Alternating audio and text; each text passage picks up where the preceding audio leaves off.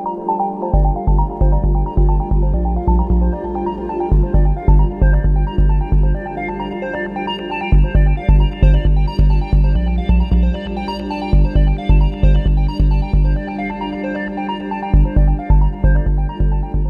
indications in the US are that Christmas sales will be flat, up or down by 1 or 2%. Consumers are reported to be selective and very deal-driven.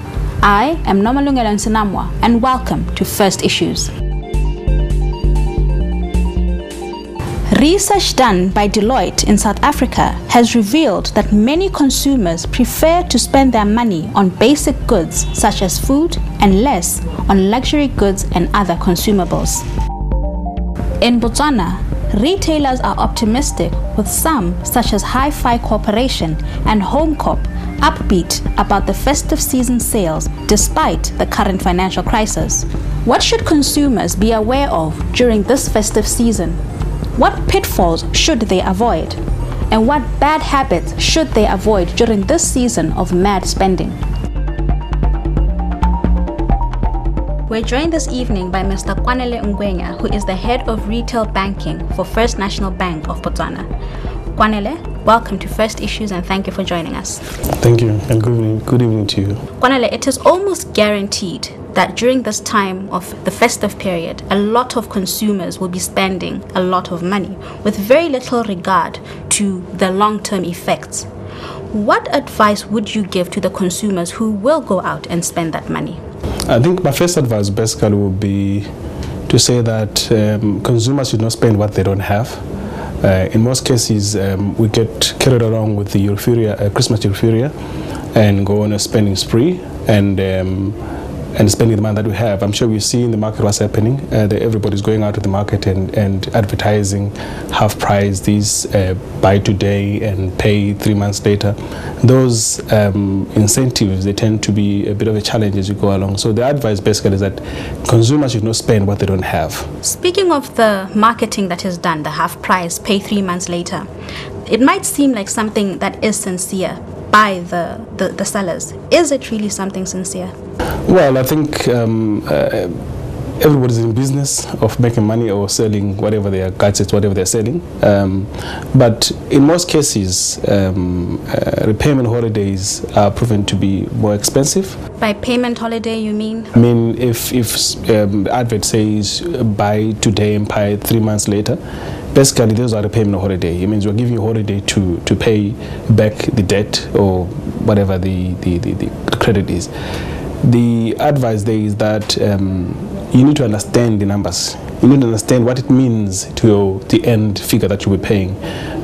If combined interest, by the time you pay the whole credit, what is the number that you're dealing with? So you need to have that understanding, and you must be very clear about the figure that you're dealing with before you even get into such state.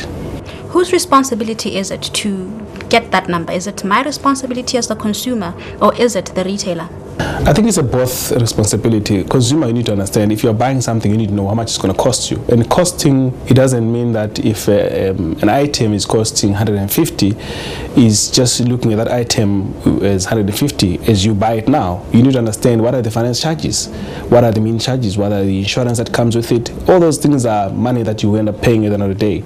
So you need to have an understanding from as a consumer side. But also from a retailer side is the responsibility is that they have to be transparent and tell the consumers what their end amount that will be paying in the event they take this item.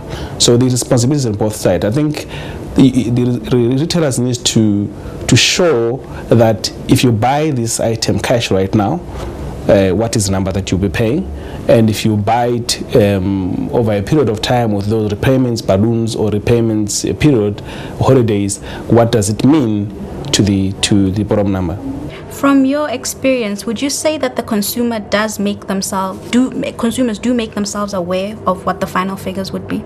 No, I think as consumers, most cases we get carried away and excited about what we see in front of us that we want to buy, and that really overtakes the getting down to detail part of it. I mean, if you see the plasma screen that you want to buy, all you imagine is you sitting in your house looking through this TV that you have just acquired.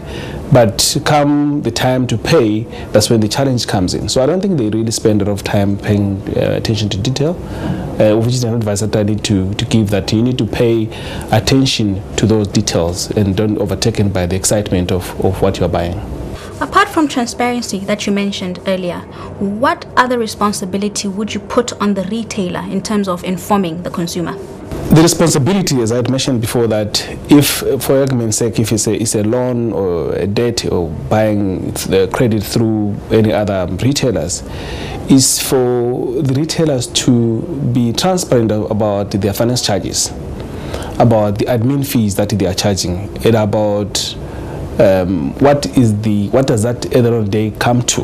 You know, I think that's the responsibility of the lenders. We need to be, as corporate citizens, to be also responsible for our consumers in terms of how they spend their money. So part of it is making sure that they are actually aware of what it is they are paying for and how much is eventually going to cost them at the end of the payment period. So it is the responsibility of the retailers that they also have to educate our customers. We have to educate our customers as to say how they should plan their debt, and how they should restructure their debt, and how they should repay it, and what they should look for. I mean, surely, if within FNB we are very detailed in terms of showing what you pay. You know what interest that you're going to be paying, admin fee you're going to be paying, and what the bottom line you're going to be paying. So we are very, very transparent in those areas. But there will be some of the retailers that most probably are not as transparent as FNB, that will just put a bulk number and say this is what you pay, and most probably you being overtaken by the excitement, you don't even pay attention to that number. Join us after the break as we continue our discussion with Kwanele. Transact, score goals, and stand in line to win tickets with FNB to the 2010 FIFA World Cup courtesy of Visa. Score 4 goals with a combination of 4 transactions per goal. Get an FNB debit or credit card to score 1 goal. You can also transact online. Transact at any FNB ATM.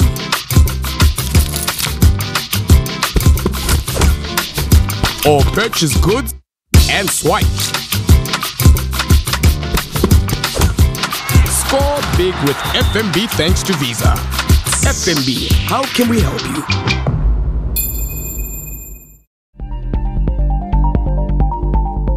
Welcome back to First Issues as we continue our discussion. It has been a very difficult year for Botswana and for Botswana in terms of finance, but several retailers have mentioned that their sales compared to last year have increased by up to 10%. Is this something that should be worrying us? Well, 10% is quite, I mean, under the current condition is a very worrying number. Well, I mean, I suppose under the conditions, everybody's pushing the numbers, they're pushing sales. But you would appreciate the fact that how you sell an item, whether you sell it on credit or cash, is viewed as a sale.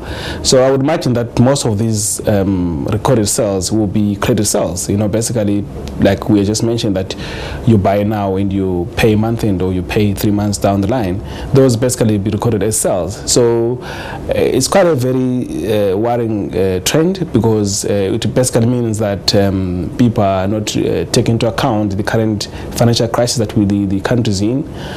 Everybody globally is really worried about what happened. What has happened in the past couple of months or past year is a new thing to most of us. We haven't had this before. We have seen it in the history books, or we have read about it in one or the other in the journals, but we have never experienced it. And this opportunity has given us, this time has given an opportunity to really reflect on how we spend as people and how we manage our finances. You take this and look at, you just imagine a person or a company with the CFO who doesn't understand the numbers or who doesn't understand the basic finance.